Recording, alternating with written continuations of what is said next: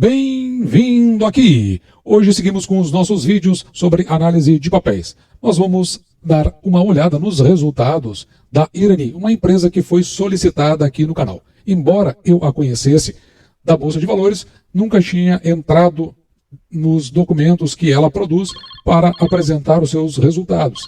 Então, me pareceu que ela se torna uma companhia bastante interessante de se analisar, na medida que dá para demonstrar, embora não seja de maneira aprofundada, mas dá para demonstrar como a gente consegue fazer uma análise de uma companhia até uma eventual compra do papel, ou seja, o ingresso como acionista. Mas vamos então verificar o que a companhia tem apresentado para nós, uma vez que o resultado do segundo trimestre de 2022 apresenta um crescimento no lucro líquido de 25%.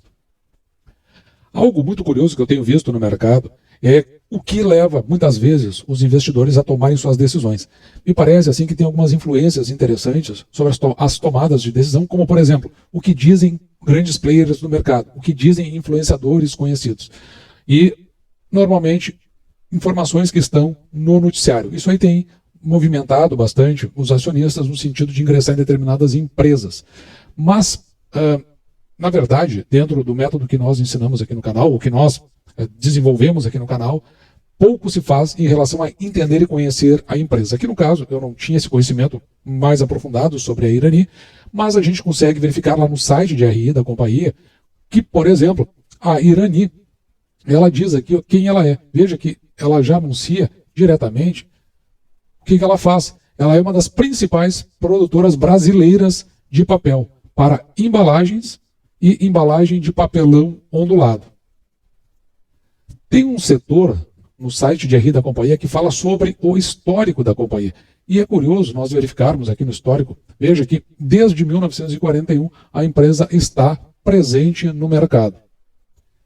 Note que a companhia teve a sua fundação com sede em Porto Alegre, no Rio Grande do Sul, com o objetivo inicial de implantação de uma fábrica de papel no município de Joaçaba, Santa Catarina, que atualmente é o município de Vargem Bonita. Então, aqui a gente entende a origem, ela inicia no segmento de papel, nesse beneficiamento, e vai, então, ao longo dos anos, simplesmente na mesma linha e chega até hoje como ela era lá em 1941.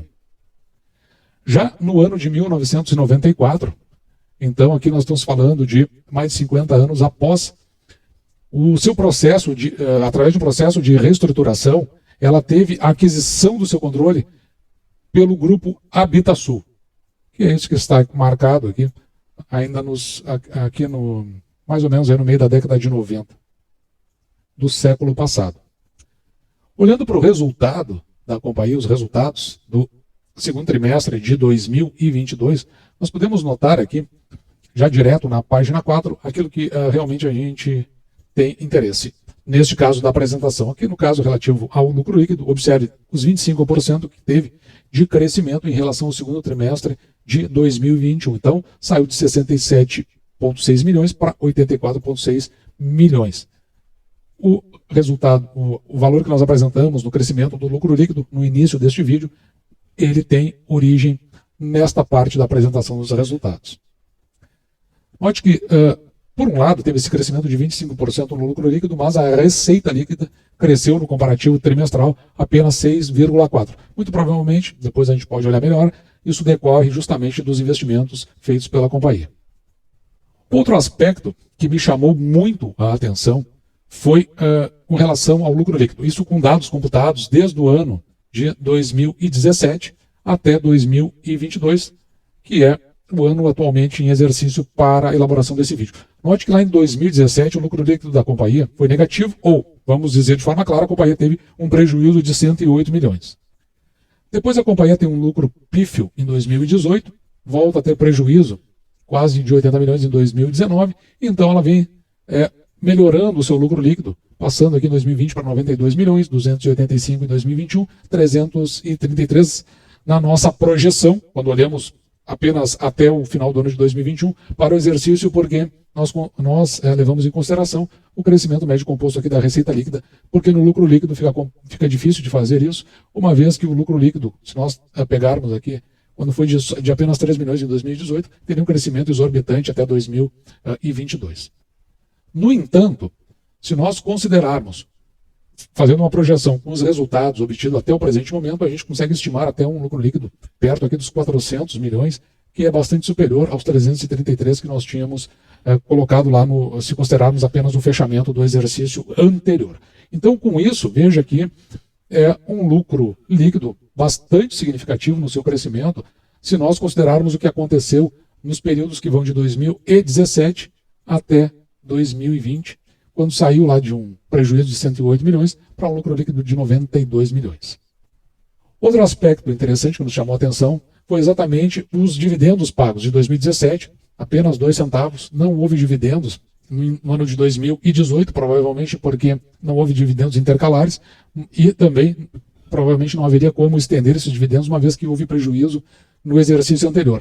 No entanto, mesmo com prejuízo em 2019, a companhia paga 2 centavos em 2019, depois 7 centavos, são, vamos dizer assim, dividendos bastante baixos, e aí só em 2021 ela vem a pagar 35 centavos, e no ano de 2022 já pagou 54 centavos, frente a uma estimativa que nós tínhamos feito de 41 centavos. Ou seja, teve um crescimento aí nos proventos e teve prejuízo em alguns exercícios. Então, o indicativo que isso passa para nós é que a companhia possivelmente ou veio se reestruturando ou veio fazendo investimentos mais significativos dentro do seu projeto. E existem algumas formas de nós compreendermos isso. Uma delas é pelas demonstrações financeiras personalizadas, as DFPs, aqui no caso do ano de 2019. Onde a gente pode verificar no balanço patrimonial alguns indicativos sobre os projetos da companhia. E aqui na página 18 do documento, nós conseguimos encontrar o balanço patrimonial. Aqui especificamente está falando do ativo, mas o que nos interessa é a parte do passivo, essa parte que está colocada aqui abaixo e que nós vamos descrever aquilo que interessa para a nossa leitura. E aqui no passivo nós encontramos no circulante, que é aquele que tem um prazo de sua quitação inferior a 12 meses, veja que a companhia tem 265 milhões. No entanto, para o longo prazo, veja que ela faz empréstimos aqui, tanto de empréstimos feitos no sistema financeiro, como na captação de debêntures aqui, que vai a quase 500 milhões, o que até nem tinha acontecido nos 2 exercícios anteriores, de 2018 e 2017. O indicativo de que a companhia estava colocando lá em 2019 recurso nos seus projetos. E a contrapartida daquilo que nos interessa é justamente com relação ao fluxo de caixa da companhia. Você pode observar aqui, no caixa líquido das atividades operacionais.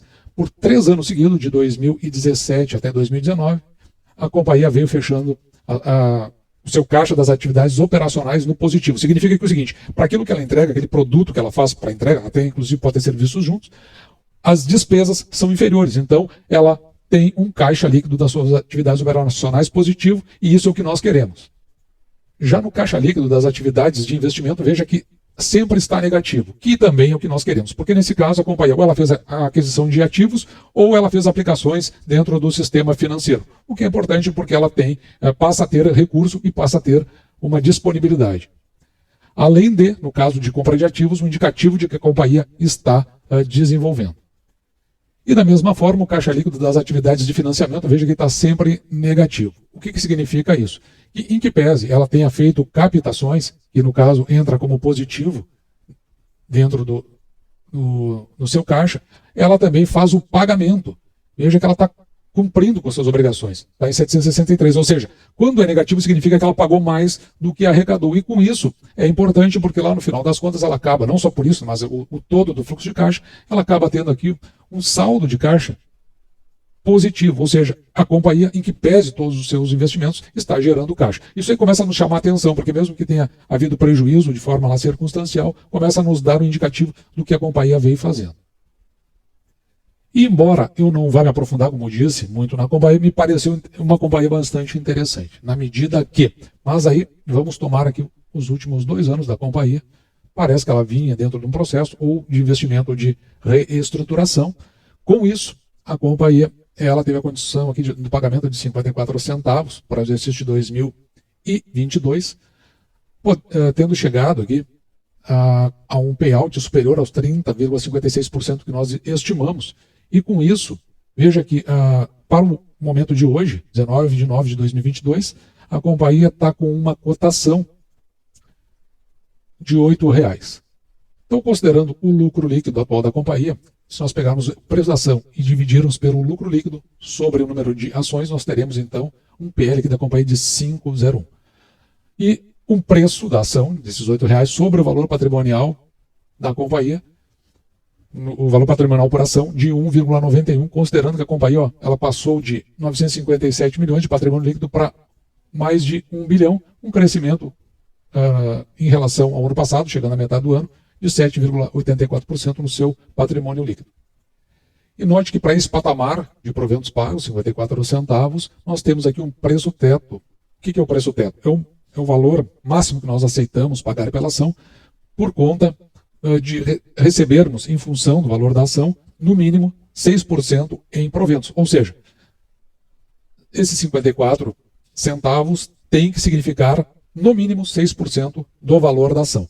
Então, quando nós dividimos 54 centavos por 0,06 ou por 6%, vai nos dar o preço teto máximo, onde 54 centavos significa 6% em relação àquele preço da ação. Ou seja, é o valor máximo que nós aceitamos pagar pela ação, de forma que nos retorne no mínimo 6% pelo valor investido.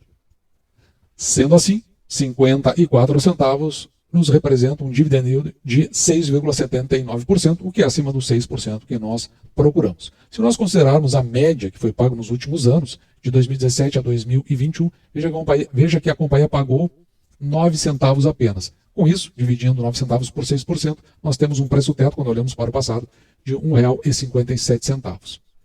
E agora podemos trazer todos os dados para a nossa tabela final, onde a gente pôde observar um PL de 5,01, ou seja, para o valor que você investe na companhia, se ela mantiver o patamar atual de proventos, você receberia, em termos de lucro líquido, em torno de 5 anos.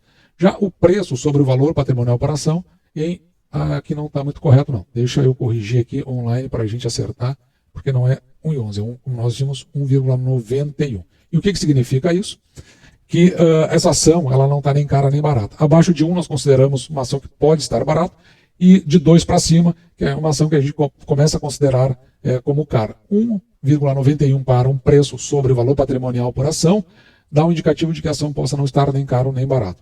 Veja que a companhia, ela, por conta dos resultados ruins que ela obteve no passado, ela teve um crescimento médio composto do seu lucro líquido aí em 105%, que é absurdo. É realmente por conta dessas distorções em termos de investimento. Já o crescimento médio composto da receita líquida, nos últimos 3 anos, apenas 14,27%, o que é um crescimento muito interessante, acima dos 10%. Isso aí nos chama a atenção do ponto de vista de receita, até porque a receita da companhia ela sempre se manteve em uma determinada estabilidade. Olhando para as disponibilidades, ela tem um caixa de 37 milhões, quase 38, uma dívida líquida pequena de 619,8, o que dá uma alavancagem da companhia com menos de 1,1%. Ou seja, é uma companhia pouco alavancada, com 1,1%. Tem uma dívida aqui, como eu disse, de 619 milhões, uma dívida bruta de 1 bi. A maioria dessa dívida aí, ela está no longo prazo, aos juros aí que são aplicados no mercado, tanto de inflação quanto dos juros de governo, e no curto prazo aqui apenas 11%. O que nos mostra que o custo médio da dívida aqui, está um pouco apagado, mas vamos clarear, em 9%, abaixo aí dos juros de mercado, da Selic, mas está um pouco aí acima da inflação.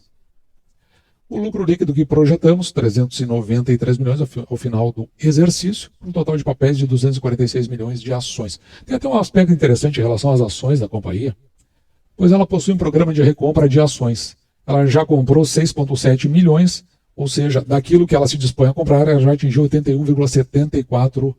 E o que significa esse programa de recompra? Que essas ações vão para a tesouraria, e para ações que estão em tesouraria não se paga dividendos. Portanto, está aí uma justificativa para que o que foi pago de dividendos tenha superado aqueles 41, 44 centavos que nós estimamos lá no início, justamente porque sobra mais para distribuir por aquelas ações que estão no mercado, ou de posse dos controladores.